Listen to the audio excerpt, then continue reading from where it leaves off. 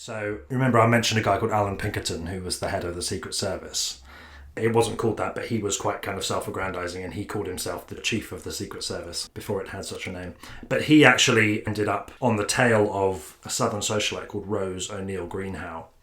She was a prominent widow in Washington, D.C., and the friend of many, many high-level figures, including the president and the first lady. So she was ideally placed to procure information and pass it on to the Confederate military.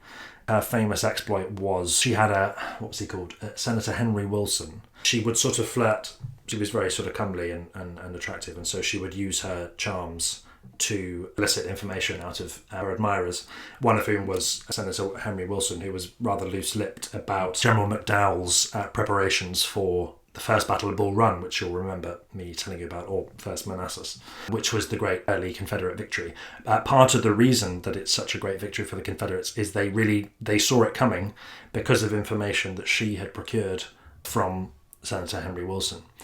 So Pinkerton uncovers, I think, in a very dramatic scene. So basically, going back slightly, spies, both North and South, developed complex kind of code systems, symbols and such like. And then they would pass them on through various couriers to get them to where they were going. So she was in the process one day. So Pinkerton had been tracking her, he had his men kind of tailing her. He'd worked out that she was about to meet with one of her couriers. And he busted her in the act, caught her handing over her coded message and put her under house arrest. Now, something that's quite funny about all of this is the kind of sense of gallantry, of chivalry, and the kind of relationship between the sexes at this time was so kind of strict and Victorian and formal that the soldiers often didn't quite know how to deal with the women that they were apprehending. They would be very, very courteous and would obviously leave the room if she was going to be changing. So, especially the Confederate women, but Northern women too, would sew into these big fashionable hoop skirts that they had. Guns, but letters primarily, little bottles of things, coded messages, supplies, basically anything they would sew into their skirts. They would kind of cross state lines, supposedly innocently. Of course, they were running messages back and forth. But anyway, such is this issue that there's actually a quote-unquote female department formed, which is entirely a department made up of female detectives who can obviously get past this issue of sort of chivalry preventing men from interrogating women.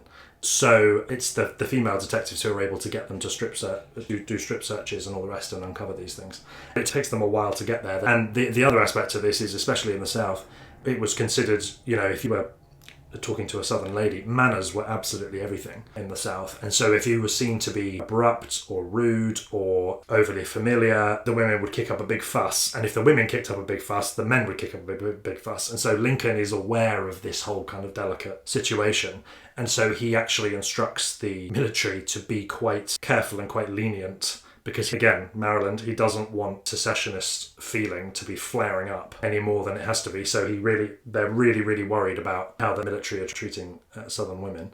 So to go back to Rose O'Neill Greenhow, she was eventually, after being held in her home for a while, and while being held in her home, she obviously has her young daughter is with her, and she manages to sort of charm the guards to allow her child to go and play with other children. And so she sneaks little letters into cakes and things that she gives little Rose, she's called, also called Rose, her daughter. She gives little Rose cakes and all sorts and sends her off with kind of coded messages. So even under house arrest, she's still kind of fooling them. Eventually, it's felt that she needs to be put in a proper prison because I think it's discovered that she is still getting things past them. So she's thrown into quite a nasty prison, which is the old Capitol prison in Washington, D.C. It's so kind of run down that there aren't even bars on her window. And she's told, don't lean out the window because that will be seen as a kind of escape attempt and you'll be shot. So she can't even really look out of her window. So eventually, she wants her daughter there with her.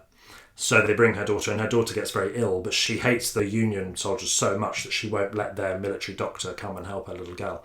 So she manages to kind of kick up a fuss and get her own private physician in, who manages to cure her daughter. But anyway, eventually she is released without trial, interestingly, sometime in the middle of the war. I think it's sort of 1863 or so. I think the understanding is very much that she will leave the country.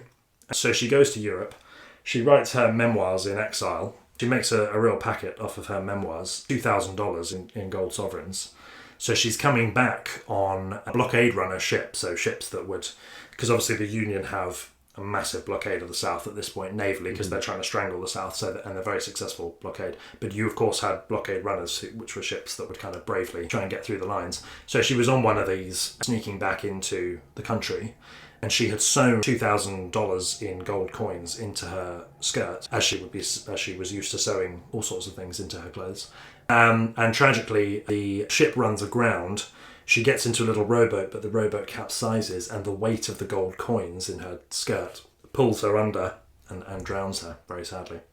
That's right. I mean, I have to say, I mean, for a second there, I know you weren't going to say it, but I did actually have a suspicion that you might have been like, oh, well, she got caught in the metal detectors when she got back. They're putting her through, taking her through customs. So, oh, whoops, my whole plan's gone now. What's that in your skirt, madam? Yeah. What's that jangling sound that I can hear? Yeah, exactly. Yeah, exactly. But how do you do that though? Like, because if you're saying it's like $2,000 in gold coins, I mean that's not 2,000 coins, surely. No. It's big, whopping, great coins, but they're heavy. So gold sovereigns. So maybe we can put a little asterisk up explaining once we've worked it out, kind of how much per sovereign, and so how many of these coins there would have been, I don't know, but it was $2,000 in gold sovereigns. Yeah. So she's a bit of an extraordinary character, and there's quite a fun, kind of silly and very inaccurate, but there's a fun 90s film about her called The Rose and the Jackal, which I watched, and it's got Christopher Reeve of Superman fame playing Allan Pinkerton, the spy master, Madeline Smith Osborne playing Rose Greenhow. But in order to kind of spice up the film, it makes sense for the drama, but it is a bit silly. They basically have this romance blossom between Pinkerton and Greenhow, which is, of course, a complete historical fiction because they only met once. And neither of them liked the other. He completely despised her for her politics, and she thought him boorish and uncultured and unmannered. But it's kind of fun. It's a bit cheesy. It's a bit sort of soap opera-y. But it does broadly get everything else aside from the romance and this kind of daring, dashing kind of escape that he's supposed to, in the film, and I think this is all made up, he's supposed to be having her shot by firing squad for treason. And he tells the firing squad to fire the other way, so away from her rather than at her.